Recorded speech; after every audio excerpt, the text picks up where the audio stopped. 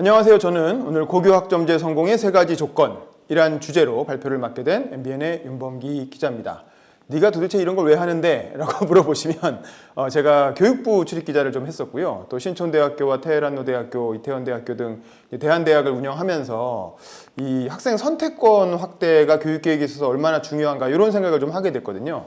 그걸 바탕으로 우리나라 교육개혁, 특히 제가 문재인 대통령 후보 시절에 마크맨을 했던 그 경험으로 대통령님 공약을 또 살펴보다 보니까 우리나라 교육에서 정말 중요한 부분이 잘 다뤄지지 않고 있는 것 같아서 한번 같이 논의해보고자 이런 자리를 마련했습니다.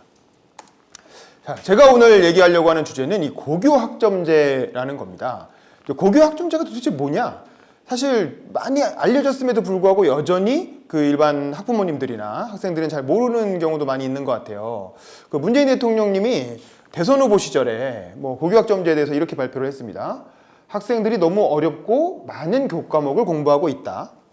교과목 수강제, 학점제를 고등학교에 도입해 최소한의 필수 이수 과목을 두고 나머지는 학생들이 선택하도록 하겠다. 이게 바로 고교학점제의 취지입니다. 대통령님이 대선 후보 시절에 페이스북에 올렸던 글이죠. 저도 이 고교학점제를 발표하는 기자회견장에 취재를 갔었던 기억이 있어요. 그래서 사실 이 고교학점제라는 공약은 대부분의 국민들이 잊어버렸겠지만 사실 문재인 대통령님이 후보 시절에 얘기했던 1호 공약이었어요. 교육 분야의 1호 공약. 그만큼 가장 중요하게 생각했던 공약이었고, 그럼 고교학점제라는 건 뭐냐? 바로 학생들의 선택권을 확대하는 겁니다. 자, 우리가 흔히 5.3.1 교육개혁을 현재와 같은 교육제도를 만든 기본적인 개혁으로 많이 생각을 하는데요. 김영삼 정부 때 했던.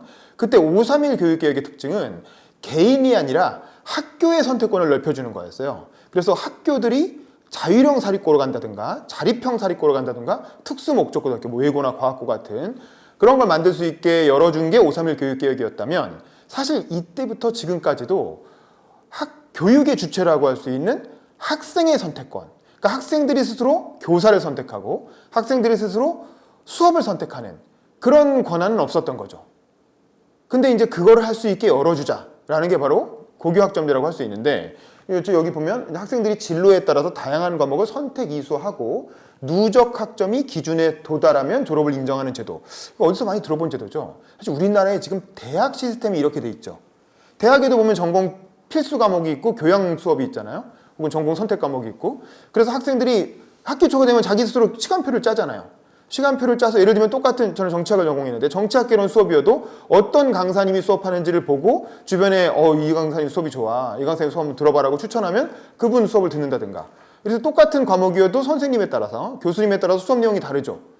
그렇게 해서 본인이 원하는 과목을 선택해서 시간표를 짜고 자기에 맞게끔, 그리고 그에 따라서 평가도 이루어지고, 그런 게 이제 일반적으로 대학에서 하는 학점제 방식, 학점제 수업이라고, 수강 신청이라고 할 수 있는데 그걸 고등학교에도 적용하자는 거예요.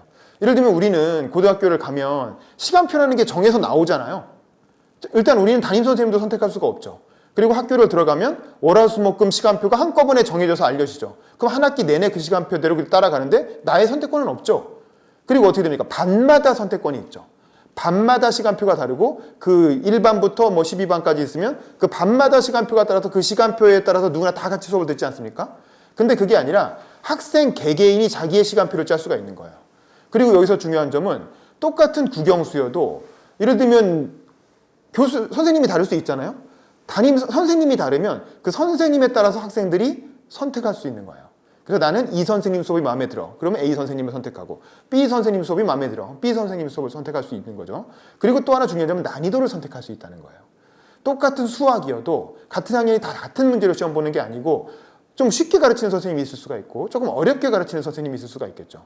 그래서 자기의 어떤 수준에 맞는 어떤 난이도별 수업을 선택할 수 있게 하는 게 바로 고교학점제라고 할 수 있고, 요건 기본 원리고 여기서부터 시작해서 굉장히 다양한 스펙트럼이 펼쳐질 수가 있습니다. 고교학점제 여러 가지 버전이 있을 수 있으니까요. 근데 대략적으로 이런 게 고교학점제라고 머릿속에 넣고, 자, 그러면 이게 어떤 상황이었느냐?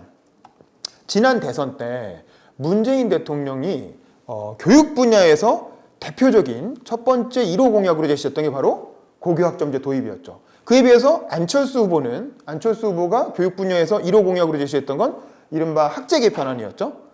기억나시죠? 안철수 후보는 학제 개편 좀 유명했잖아요.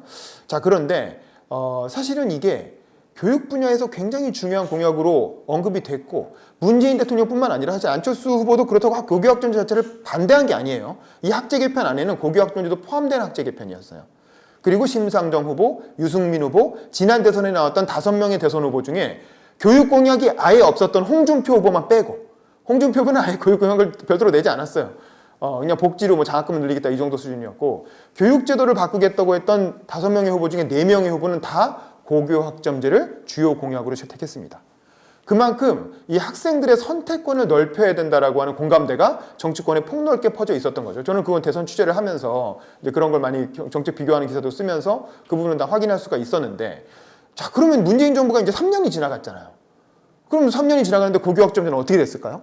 고교학점제 대선 대통령의 1호 공약이었고, 학생들에게 선택권을 넓히겠다는 좋은 명분도 있고, 그럼 어떻게 됐을까요? 하고 있을까요? 그렇지 않다는 게 문제죠. 고교학점제는 온갖 우여곡절을 거쳐서 지금은 유은혜 교육부 총리가 2025년까지 유예하는 걸로 일단 이렇게 밀어놨습니다. 2025년까지 유예한다는 게 무슨 뜻일까요? 2025년이면 대통령이 누군가요? 우리 문재인 대통령의 임기는 2023년까지죠? 그렇죠? 2023년 5월에 대선을 다시 치르기, 3월에 다시 대선을 치르고 5월에 새 대통령이 취임하니까 2025년이면 본인의 임기 끝난 이후 다음 정부로 넘겨놓은 거예요. 그건 뭡니까? 자기 대통령의 1호 공약이었는데, 교육 분야의 1호 공약이었는데 왜 본인의 임기 중에 실천하지 못하고 다음 정부로 넘겼느냐라는 거죠. 그래서 사실은 그 교육계에서는 사실상 고교학점제 물 건너간 거 아니냐, 고교학점제 포기한 거 아니냐, 이런 얘기들이 나오고 있어요. 자, 그러면 왜 이렇게 됐을까요? 고교학점제는 도대체 어쩌다가, 사실 시도 좋고 시행하면 좋을 것 같은데 왜 자꾸 이렇게 미뤄지고 뒤로 이제 후순위로 밀리면서 다음 정부로 넘어가는. 근데 다음 정부로 넘어간다는 건 뭐 정권 바뀌면 안 하겠다는 얘기니까 같은 정부로 이어져도 또 다음 대통령 후보가 어떤 공약을 채택하느냐에 따라서 안 될 수도 있는 거잖아요. 자, 그러면 왜 고교학점제는 이렇게 후순위로 밀리면서 채택되지 못하고 있는가? 그럼 이게 제대로 성공하려면 어떤 조건이 필요한가? 자, 일단은 고교학점제는 정책 패키지입니다. 그냥 단순히 학생들의 선택권을 넓힐 수 있는 게 아니에요. 학생들의 선택권을 넓히려면 뭐가 필요하냐면 일단 첫 번째로는 내신이 절대평가로 바뀌어야 됩니다. 이거는 교육을 아는 사람이면 누구나 상식적으로 알고 있는 거예요. 고교학점제는 내신 절대평가와 패키지다. 내신을 절대평가하지 않으면서 고교학점제만 시행하면 작동하지 않아요. 자, 생각해 보세요. 어떤 학생이 나는 아랍어를 배우고 싶어.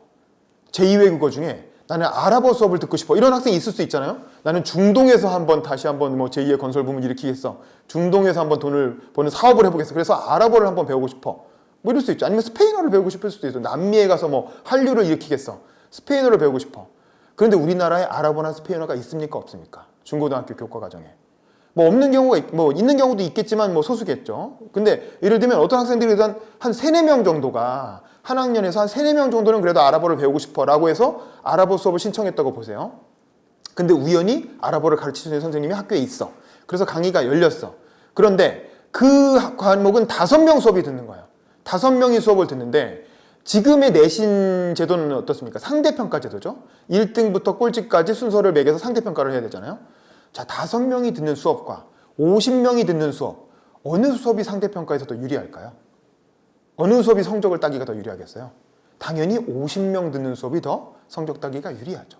그리고 1등급은 이 비율로 정해지기 때문에 예를 들면 50명 안에서는 5등까지가 1등급이 될 수 있다고 쳐요. 그러면 5명 수업은 몇 명까지가 1등급이 될까요? 0.5명이 돼야 1등급이 되는 거예요. 그럼 5명 중에 1등에도 1등급에 못 들어가게 되는 거죠. 자, 이런 구조적인 문제가 있습니다. 그렇기 때문에 절대평가를 하지 않으면 상대평가에서는 무조건 인원이 적은 학과들은 다 폐강될 수밖에 없어요. 학생들이 내신에 불이익을 받을 게 뻔하기 때문에 선택하고 싶어도 인원이 적은 과는 선택할 수가 없게 되는 거죠. 그래서 사실은 고교학점제가 정상적으로 취지대로 작동하기 위해서는 인원이 적은 학과들도 다양한 선택권을 누릴 수 있게 하기 위해서 내신을 절대평가로 전환할 필요가 있다. 자, 그런데 이 내신 절대평가 이게 채택이 되지가 않았죠. 왜 안 됐을까요? 왜냐하면 문재인 정부에서, 여러분 기억하세요? 문재인 정부 초기에 김상곤 교육관이 추진했던 가장 중요한 교육개혁의 목표는 수능 절대평가였어요. 그때 전교조, 우리나라의 어떤 진보적인 교육단체라고 할 수 있는 전교조에서 가장 강력하게 주장했던 게 수능을 등급제로 만들자, 수능을 절대평가하자는 거였고, 그거를 대학 입시의 가장 중요한 과제로 국민들이 대입에 관심이 많으니까 끌고 왔는데 결정을 못 내리고, 왜냐면 너무 민감한 주제잖아요. 이 대입을 수능을 절대평가로 한다? 그러면 대학 입시는 어떻게 되는 거지? 그래서 이거를 정부에서 판단하지 못하고 공론조사위원회라는 걸 만들었죠. 그래서 공론조사위원회로 던졌다가, 근데 공론조사위원회도 결론을 못 내리고 A안, B안, C안을 만들어서 다시 국회로 던졌다가 국회에서 입법이 안 돼서 다시 또 정부로, 이렇게 핑퐁 게임을 하면서 결국 1년 내내 결정을 못 내리다가 결국에는 결정 자체를 유예하기로 하고, 그 과정에서 혼선을 빚었던 거에 책임을 지고 김상곤 교육감이 물러나게 되죠. 그러면서 임기 1년 차에 교육개혁을 크게 할 수 있는 동력을 다 상실해버렸어요. 그러면서 사실은 이 내신 절대평가와 고교학점제가 세트고 수능 절대평가가 있는데, 사실은 내신을 절대평가하려면 어떻게 해야 되겠습니까? 수능은 한동안 상대평가로 냅둬야 되는 거죠. 수능이 상대평가가 있어야, 그래야 내신이 절대평가가 돼도 대학들이 어쨌든 수능을 보고 대략적인 성적을 확인한 다음에 그에 맞게 학생들의 선택을 고려해서 대학 입시를 뽑을 거 아닙니까? 근데 이제 수능 절대평가와 내신 절대평가를 동시에 시행할 수는 없는 거죠.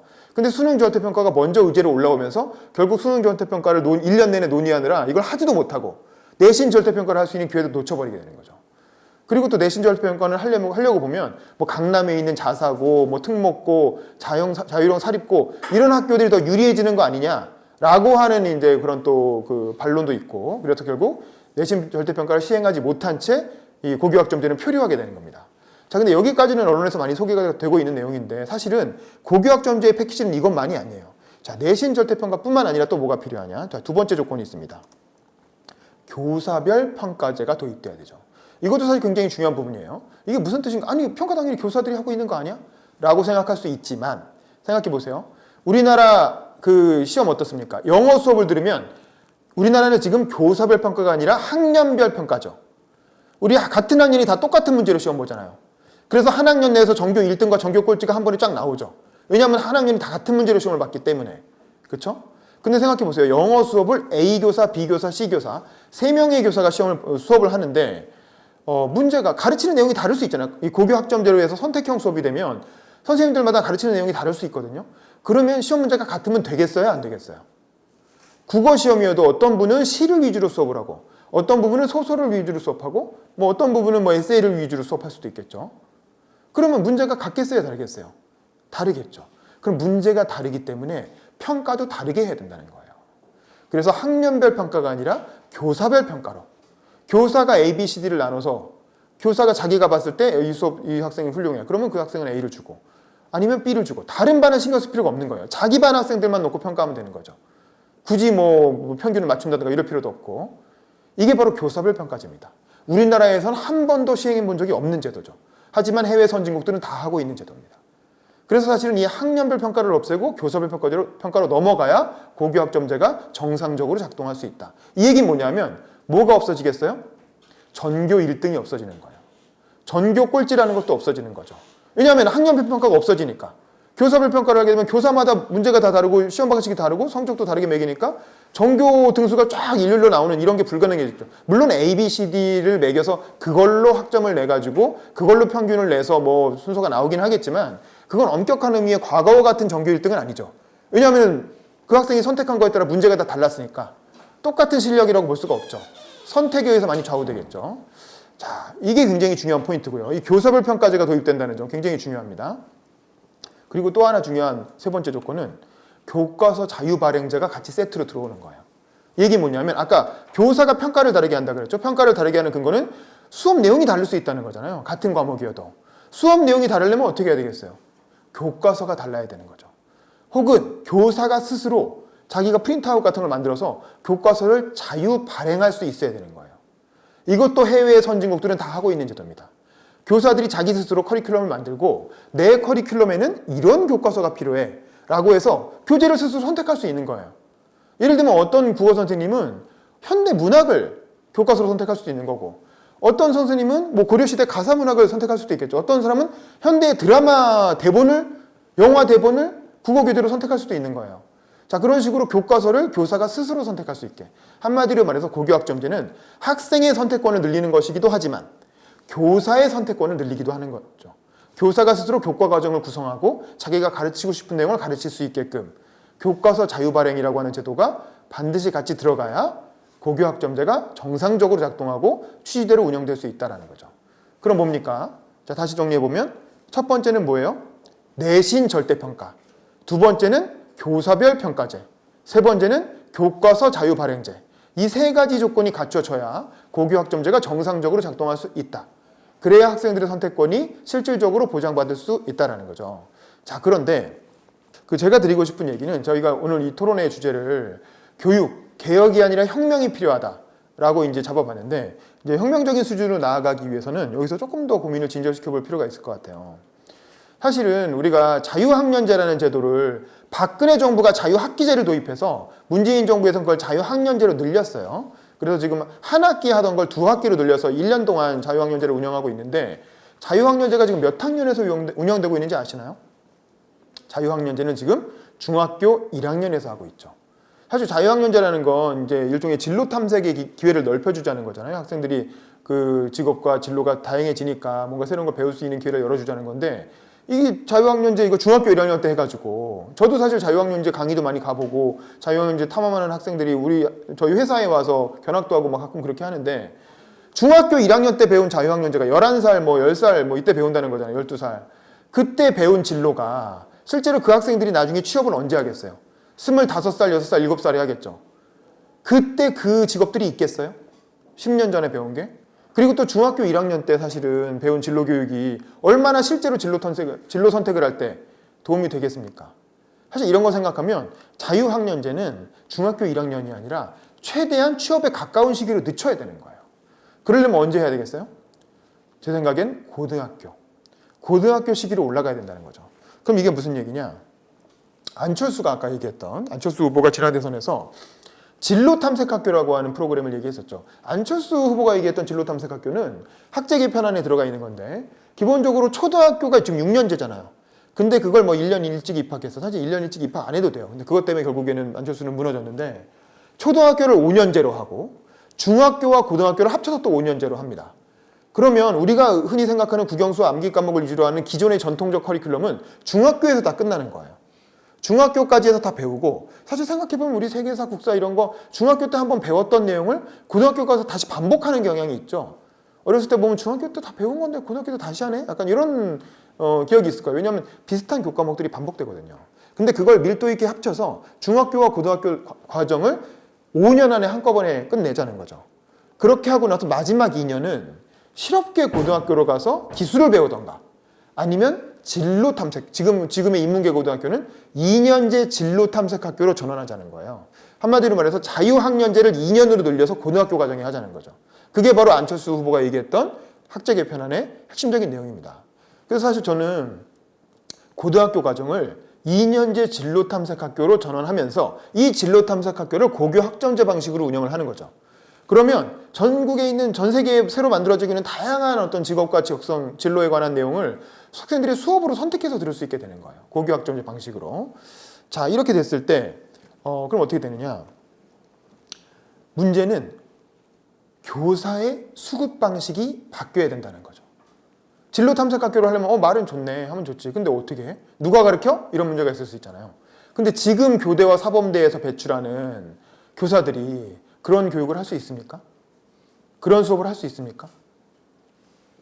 새롭게 생겨나는 4차 산업혁명 시대에 새롭게 생겨나는 그런 직업과 적성을 지금 교사들이 다 가르칠 수 있나요?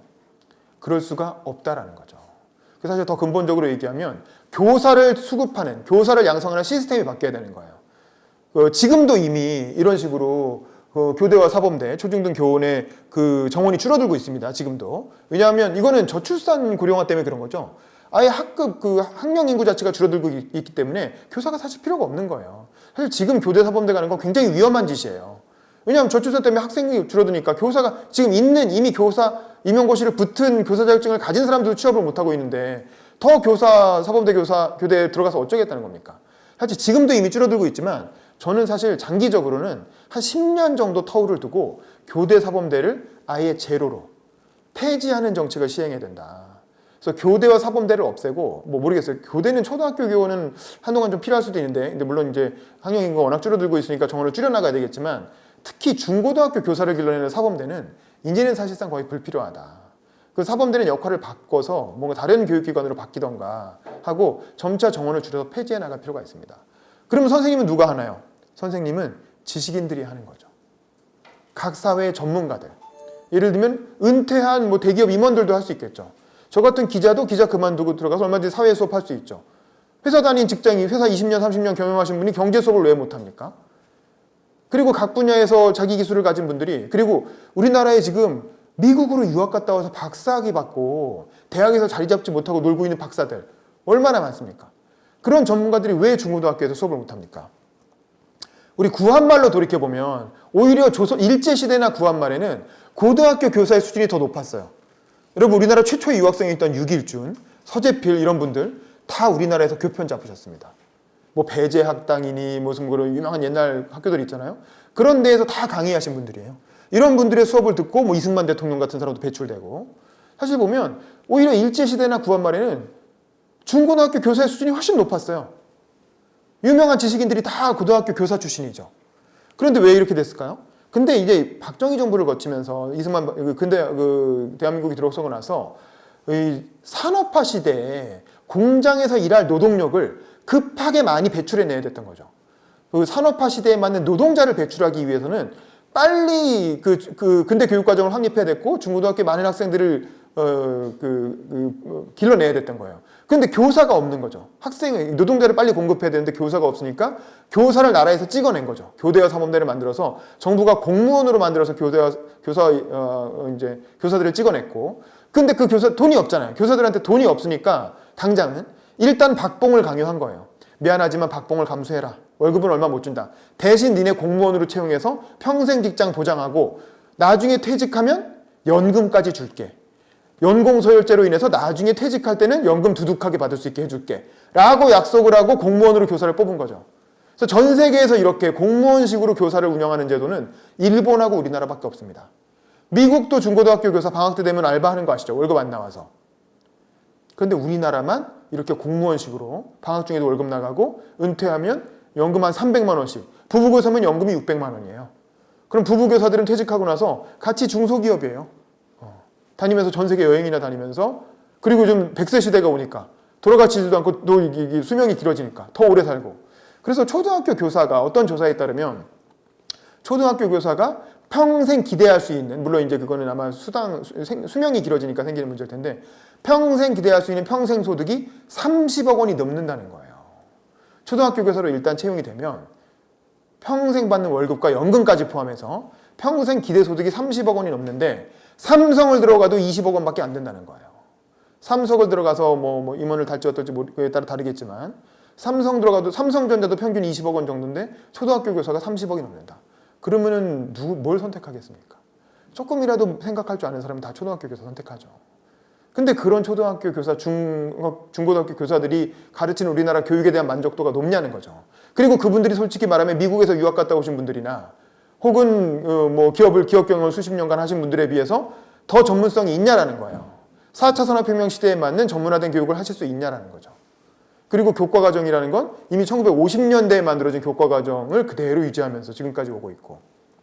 그래서 이런 식의 교사 수급 시스템으로는 도저히 새로운 형태의 4차 산업혁명 시대에 맞는 교육을 할 수도 없고, 우리 미래 세대에 필요한 그런 교육을 할 수도 없다는 거죠. 그리고 학생들이 선택권이 없기 때문에 학생들은 마음에 안 드는 수업 혹은 못 알아듣겠는 수업은 그냥 엎드려 잘 수밖에 없고, 그래서 이런 교육 과정으로는 더 이상 미래를 기대할 수 없다. 그래서 지금이야말로 교육 개혁보다 교육 혁명이 필요한 시기가 아니냐, 이제 그런 말씀을 드리고 싶은 겁니다. 그래서 저는 새로운 교사는 앞으로 이런 방식으로 충원했으면 좋겠어요. 일단 첫 번째는 사범대와 교대의 정원을 단계적으로 축소하다가 향후 한 10년 내에 폐지해야 된다. 그리고 그럼 교사는 어떻게 뽑느냐? 6개월 정도 단기 교직이수 과정을 운영을 하는 거죠. 기존의 교대나 사범대 대학원 과정 같은 거. 그래서 한 6개월 정도 교직이수를 받으면 누구나 교사 자격증을 가질 수 있게 되는 거예요. 사실은 저도 공군사관학교 교수위원을 하기 전에 잠깐 교직 수업을 좀 들었거든요. 한 2달 정도 특기 교육을 받았는데 이 교육 과정에 필요한 기본적인 교육학은 얼마든지 배울 수 있어요. 거기다가 각 분야의 전문가들, 아까 말한 것처럼 뭐 박사학위를 받은 사람이라든가 아니면 회사를 20, 30년 다닌 사람이라든가 저 같은 기자 출신도 포함해서 각 분야에 있는 전문가들이 자기 분야를 가지고 학교에 들어가서 강의를 개설하는 거죠. 그러면 그분들은 어차피 정규직 채용이 아니니까 계약직으로, 그리고 강의한 만큼 돈을 받는 거죠. 그러니까 월급을 주거나 연금을 줄 필요가 없는 거예요. 방학 때 월급 줄 필요도 없죠. 그럼 어떻겠습니까? 교육 비용이 상당히 줄어들죠. 교육 비용이 줄어드는 대신 좋은 수업은 더 많이 투자할 수 있는 거죠. 교육 기자재에 더 투자한다든가 아니면 학생들이 더 많이 선택하는 수업에 인센티브를 부여해서 수강생이 많은 수업은 거기에 예를 들면 이제 강사비를 더 두둑하게 챙겨준다든가 그렇게 해서 학생들의 선택권에 따라서 교사가 수업을 잘하면 돈도 더 많이 벌 수 있게 그런 식의 어떤 교육과정, 선택형 교육과정을 운영한다는 거죠. 그리고 학교는 뭐가 되느냐? 학교는 수업을 관리하는 플랫폼 역할만 하면 되는 거예요. 그래서 예를 들면 강사들이 신청을 했을 때 저 강사들이 혹시 무슨 범죄 경력이 있는 게 아니냐? 무슨 뭐 아동 뭐 성범죄 경력이 있는 게 아니냐? 그런 거는 학교에서 검색을 해야죠. 혹은 교사들이 스스로 학교 신청할 때 경찰서에서 그런 성범죄 조회서를 제출하게 한다든가 그런 건 지금도 방과후 교사 뽑을 때 다 그렇게 하고 있거든요. 그런 어떤 강사들을 관리하는 플랫폼의 역할만 하면 된다. 학교가 직접 커리큘럼을 다 책임지고 가르칠 필요가 없다는 거예요. 그래서 지금 직업으로서 교사를 하시는 분들은 자기 과목 하나 정도 가르치고 나머지는 그냥 강사 관리하는, 수업 관리하는 플랫폼 관리자 역할을 하면 된다는 거죠. 그리고 학생들의 진로 탐색을, 진로 선택을 도와주는 컨설턴트, 진로 컨설턴트 역할 정도만 하면 되고 주요 전문 분야, 실제로 어떤 수업 과목을 가르치는 주요 전문 분야는 각 분야의 전문가들이 계약직으로 채용돼서 학교에서 수업하는 그게 고교 학점제 방식으로 학생이 전문가들의 수업을 스스로 선택해서 들을 수 있게 하면 된다는 거죠. 그러면 이렇게 다양한 선택지가 펼쳐지면 학생들은 그 중에서 자율적으로 선택을 하겠죠. 그러면 그 선택을 가지고 대학 입시는 입학사정관들이 하면 되는 거예요. 입학사정관들이 지금은 어떻습니까? 어차피 교과과정이 다 정해져 있으니까 교사가 적어준 이렇게 교사의 평가, 그 작은 뉘앙스를 뭐 조금 더 좋게 써줬냐 나쁘게 써줬냐 이걸 가지고 난리가 나잖아요. 학부모들이 와서 항의하고. 근데 그럴 필요가 없는 거예요. 입학사정관제가 그 학생이 3년 동안 혹은 2년 동안 선택한 과목만 보면 되는 거죠. 이 학생은 도대체 자기 시간표를 어떻게 짰나? 어떤 수업들을 선택했나? 그리고 그 학교에 직접 실사를 나가서 그 수업이 어떻게 운영되는지 참관을 하는 거예요. 그래서 이 수업은 정말 수업의 어떤 취지에 맞게 제대로 운영을 하는구나. 아니면 이 수업은 뭐 개판으로 대충 뭐 얼기설기 하는구나. 그런 걸 고교학점제 하에서 대학의 입학사정관들이 학교로 직접 찾아가서 수업을 참관하고 수업을 평가하고 또 교사들도 직접 만나보고 인터뷰해보고 이 학교의 이런 커리큘럼이라면 믿을 수 있겠다. 그렇다면 우리 학교에서 뽑을만 하겠다. 라고 해서 대학이 알아서 뽑으면 된다. 그리고 그거에 대한 참고 자료로 수능을 뭐 등급제 정도로 운영을 한다던가 아니면 아예 IQ 검사처럼 진짜 뭘 암기하지 않아도 그냥 이렇게 쉽게 볼 수 있는 기본적인 수학 능력 시험 원래 취지가 그런 거였잖아요. 점점 변질돼서 지금 다시 학력고사 비슷하게 돼버렸는데 사실은 수능은 약간 큰 어떤 학과 공부가 필요하지 않고 그냥 볼 수 있는 시험 정도로 하고 그리고 학생이 선택한 진로 탐색 학교 내에서의 교과 과정 그걸 평가해서 자기 대학의 어떤 전공에 어떤 맞는 자기 대학의 비전에 맞는 그런 학생들을 뽑을 수 있게 그러니까 학생의 선택권과 교사의 선택권 거기에 대학의 어떤 학생 선발의 선택권까지 넓혀주는 그런 방식의 어떤 대학 입시 그런 방식의 교육 개혁이 필요하다라는 거죠. 그래서 교육을 교직원이 아닌 교직원이나 어떤 뭐 이렇게 교사 혹은 교수가 아니라 국민들에게 돌려줘야 된다는 거죠. 교육의 선택권을 학생들에게 돌려주고 교사들에게 돌려주고 또 뭐 대학들의 선택권을 넓혀주는 그런 방식의 교육을 해야 되고 그리고 사실 저는 이런 고교학점제를 시행하기가 굉장히 좋은 조건이 뭐냐면 코로나가 퍼지면서 오프라인 수업보다 온라인 수업이 굉장히 활성화가 되고 있어요. 그럼 과거에는 어떤 그 학교의 한계, 학교의 교실의 한계 혹은 학교의 어떤 그 실제로 대면 수업해야 되기 때문에 할 수 없었던 그런 다양한 선택권을 지금은 온라인 학점제 온라인 고교학점제를 통해서 전국을 대상으로 사실 수업을 할 수가 있는 거죠. 아니면 적어도 권역별로 저희 용산구 같은 경우는 용산구에 있는 학교들이 다 모여서 같이 수업을 개설한다든가 아니면 관악구에 있는 학생들, 강남에 있는 학생들 아니면 뭐 전국을 다 같은 단위로 뭐 서울을 해도 되고요. 전국을 다 해도 되고 그래서 학생들은 정말 어디서 듣든 자기가 정말 원하는 정말 듣고 싶은 수업을 선택해서 들을 수 있게 하고 그리고 이제 그거를 대학이 알아서 평가하는 그런 방식으로 바꾸면 그러면 사실은 이제 그 4차 산업혁명 시대에는 다양한 커리큘럼이 들어올 수가 있고 그리고 그에 맞게 학생들의 선택권도 넓어지면서 학생들은 좀 더 자유로운, 자율적인 어떤 교육의 기회를 누릴 수가 있고 우리나라 교육도 한 단계 더 도약할 수 있는 그런 계기가 되지 않을까. 자, 이런 계약을 하려면 사실 이건 기존의 교직원, 기존 교육 집단이 반대할 거 아닙니까? 기존 교육단체나 사실은 이건 전교조나 교총이나 뭐 기존 교사 집단도 사실은 뭐 불안하기도 하고 준비하려면 힘들기도 할 테고 또 더군다나 특히 교대와 사범대를 폐지하면 누가 제일 크게 반대하겠어요? 교대 사범대 교수님들이 제일 크게 반대하겠죠. 자기들 밥줄이 끊기는 거 10년 안에 끊긴다는 건데 저는 이런 큰 개혁은 대선 주자가 대선 공약으로 발표하는 수밖에 없다. 대선 이렇게 소수의 강력한 기득권 집단이 반대하는 개혁은 더 큰 토론을 붙여야 돼요. 전 국민을 대상으로. 자, 우리가 행정수도 이전 어떻게 했습니까? 행정수도 이전이야말로 공무원이라고 하는 대한민국 최고의 기득권 집단이 반대하는 정책이잖아요. 공무원들이 세종시 내려가고 싶었겠어요? 다 서울에 살고 싶었죠. 서울이 제일 좋은데. 그럼에도 불구하고 다 내려갔잖아요. 행정고시 붙은 그 유능한 우리나라 최고 엘리트 공무원들이 꼼짝없이 다 지금 세종시 내려가 살고 있잖아요. 이게 어떻게 가능했습니까? 노무현 대통령이 대선 공약으로 걸었기 때문인 거죠. 그리고 총선 때 그 여야가 합의해서 또 세종시 특별법을 하려고 했음에도 불구하고 이명박 정부에 하려고 했음에도 불구하고 그걸 또 국민들이 총선 결과로 막아냈기 때문이죠. 그 대선과 총선이라고 하는 전 국민들이 다 같이 참여하는 큰 선거에서 정책적으로 대논쟁을 벌이고 그 결과 그걸 주장한 세력이 집권했기 때문에 그래서 사실 그런 어떤 소수의 강력한 기득권 세력이 반대하는 정책을 시행할 수 있었던 거죠. 결국 교육에 관심이 많은 대통령이 대선 공약, 1호 대선 공약으로 걸어서 이런 내용을 국민들에게 다 설명을 하고 그 당연히 반대하는 사람들이 반대하겠죠. 그럼 그걸 TV 토론이나 국민들과 함께하는 토론 과정을 통해서 수기의 과정을 통해서 대선 선거운동 기간에 그런 토론을 하고 그래서 그런 것들을 이겨내고 그리고 선거에서 당선돼서 대선 공약으로 시행을 하는 거죠. 그럼 국민의 뜻인데 어떻게 하겠어요? 그래서 세종시 행정수도 이전을 한 것처럼 이렇게 고교학점제 혹은 혹은 이제 그 진로 탐색학교 그런 방식의 어떤 교육 혁명, 대한민국을 크게 바꾸는 교육 혁명을 할 수 있을 것이다. 그래서 그런 개혁을 다음 대선 주자가 누가 될지 모르겠으나 이 영상을 보신다면 꼭 채택해서 시행해 주시기를 바라는 마음으로 오늘 제 발표는 마치도록 하겠습니다. 감사합니다.